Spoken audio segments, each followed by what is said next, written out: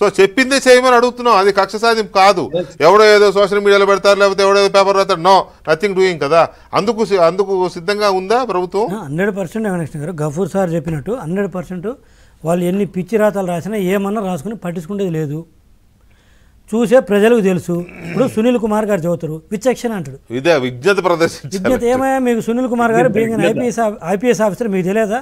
CrPC చదవలేదా? Limitation act తెలియదా మీకు? Criminal acts లో ప్రజాధనం జీతం తీసుకుంటున్నాడు కాదు సార్, ఆయనకు క్రిమినల్ యాక్ట్స్ లో ఎన్ని సంవత్సరాల తర్వాత ఏ కేసుకు ఎఫ్ఐఆర్ బుక్ చేయాలని నీకు తెలియదా? నువ్వు ఆ రోజు కేసు బుక్ చేస్తుంటే ఈ రోజుకి ఎందుకు వస్తుంది మళ్ళా? అదే ఆ రోజు ఏపీ పోలీసు రఘురామకృష్ణరాజు గారు నన్ను చంపబోయారని చెప్పేసి ఆ రోజు కంప్లైంట్ ఇస్తే ఎవడు తీసుకున్నాడు? ఆ రోజు కంప్లైంట్ తీసుకుంటే ఈ రోజు ఎందుకు కంప్లైంట్ ఇస్తాడు ఆయన? రఘురామకృష్ణరాజుని చట్ట ప్రకారం నువ్వు విచారిస్తే గొడవలేదు కదా, అసలు అది లేదు. ఆయన మీద నరకం చూపించాల్సిన అవసరం ఏముంది? పోనీ తర్వాత ఆయన కంప్లైంట్ ఇవ్వలేదా? ఎవడన్నా తీసుకున్నాడా? బోండమ్మ గారు కంప్లైంట్ ఇచ్చాడు, ఎవడన్నా తీసుకున్నాడా? ఎంతమంది ఆ రోజు రాష్ట్రంలో టీడీపీ వాళ్ళు కానీ మిగతా ప్రజలు కంప్లైంట్ ఇస్తే తీసుకోపోగా పోలీస్ స్టేషన్కి వచ్చిన వాళ్ళ మీద ఎమ్మెల్యేలకు ఫోన్ చేసి ఇదిగో నీ మీద ఇక్కడ కేసు పెట్టడానికి వచ్చిందని చెప్పి వాళ్ళు స్టేషన్ దాటే లోపు వాడి మీద 307 కేసులు పెట్టి మళ్ళీ తీసిపోయి ఎమ్మెల్యేలకు అప్పచెప్పి ఇంటికాడ కొట్టించారు. మీరు దళితుల మీద ఎస్సీ ఎస్టీ అట్రాసిటీ యాక్ట్ పెట్టి అనిత గారి మీద పెట్టారు కదా. అనిత గారు పులివెందులో ఒక అమ్మాయికి ఏదో పులివెందులో ఒక అమ్మాయిని రేప్ చేస్తే ఆ అమ్మాయిని పరామర్శించడానికి వెళ్తే అనిత గారి మీద ఎస్సీ ఎస్టీ కేసు పెట్టలేదా? ఏం కథలు పడతా ఉన్నామా నువ్వు? మీరు ఒక ఆఫీసరా? విచక్షణ గురించి విజ్ఞత గురించి ఈరోజు మా చెప్తాను ఆలోచించమని. Don't you know that limitation act లేదా? ఈరోజు చెప్పు, అదే చెప్పు, ఇదిగో పలానా లిమిటేషన్ యాక్ట్ కింద దానికి టైం లిమిట్ అయిపోయింది, ఈరోజు పెట్టకూడదని చెప్పు. సుప్రీంకోర్టు చెప్పిందో వద్దని చెప్పేసి the case was remanded not dismissed. తెలియదా మీకు? హైకోర్టుకి తెలియదా మీకు? ఎందుకు ఊరక జనాలు మభ్య పెడతారు? వెంకటకృష్ణ గారు గఫూర్ గారు చెప్పిన సూచనలు మేము తీసుకుంటాము. 100% వాళ్ళు ఏదో సాక్షి వాళ్ళు రాస్తున్నాడో ఇంకొక రాస్తున్నాడో వదిలేదు లేదు. అండ్ టైం ఇప్పటికి 1 month అయింది. ఆల్రెడీ లిక్కర్ దాంట్లో కావచ్చు, మిగతా దాంట్లో కావచ్చు, చాలా వరకు ప్రాసిక్యూషన్ లాంచ్ అయింది, ఎంక్వైరీస్ స్టార్ట్ అయినవి, మిగతావి కూడా అవుతాయి. డెఫినెట్గా ఎవ్వడు ఏ ఒక ద్వారంపూడి చంద్రశేఖర్ రెడ్డి దగ్గర నుంచి కొడాలని కావచ్చు, ఎక్స్ కావచ్చు, వై కావచ్చు, ఎవ్వడు తప్పించుకుంటే క్వశ్చనే లేదు. మీరేదో హైదరాబాద్లో వచ్చి ఏపీ స్టిక్కర్లు తీసేసి హైదరాబాద్లో తిరుగుతానంటారు కదా, వాళ్ళు స్టిక్కర్లు తీసేసి కదా కార్లు అమ్మి తిరిగినా కూడా ఎక్కడికి పోలేరు. మీరు వదులుతారని కాదు, అంటే ఆ భయంతో వచ్చిన వాళ్ళు ఇలాంటి క్యాంపెయిన్.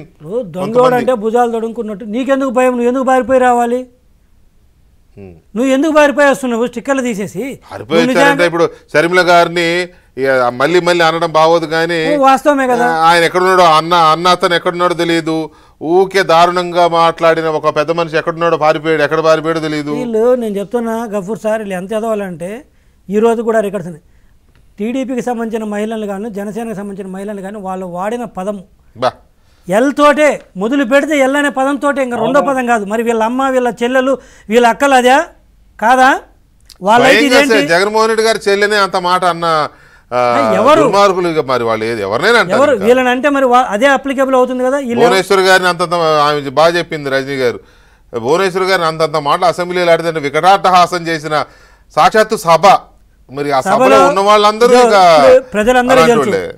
శ్రీమతి భువనేశ్వర్ గారిని అసెంబ్లీ సాక్షిగా, లేకపోతే బయట అసెంబ్లీ బయట వెంకటరెడ్డి గారు, జీవిరెడ్డి గారు, మీరు కనుక ఇట్లే ఆలస్యం చేస్తే మళ్ళా ఆంధ్ర వెహికల్స్ అన్ని మళ్ళా వచ్చి ఇక్కడ వికటాట్టహాసం చేస్తారు. 1 నెల 2 నెలల లోపుగా ఇవన్నీ జరగదు. ప్రజల్లో భయం ఉంటది. లేకపోతే ఒక్కొక్కడికి వీపులు పగులతో చూడండి మీరు అంటాను చెప్తున్నాను, కొంచెం టైం ఇవ్వండి.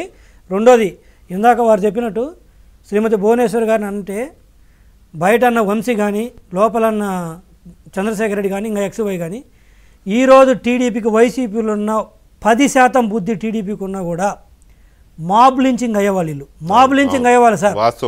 వంశీ కానీ ద్వారంపూడి కానీ ఎక్స్ కానీ వై కానీ ఆమె అన్న మాటలకి టీడీపీ వాళ్ళు జస్ట్ చిటికేస్తే కాదు, వాళ్ళకున్న కక్షలో వైసీపీ చేసే అరాచకాలు 10% అలవర్చుకున్నా కూడా మాబ్ లించింగ్ అయ్యేవాళ్ళు.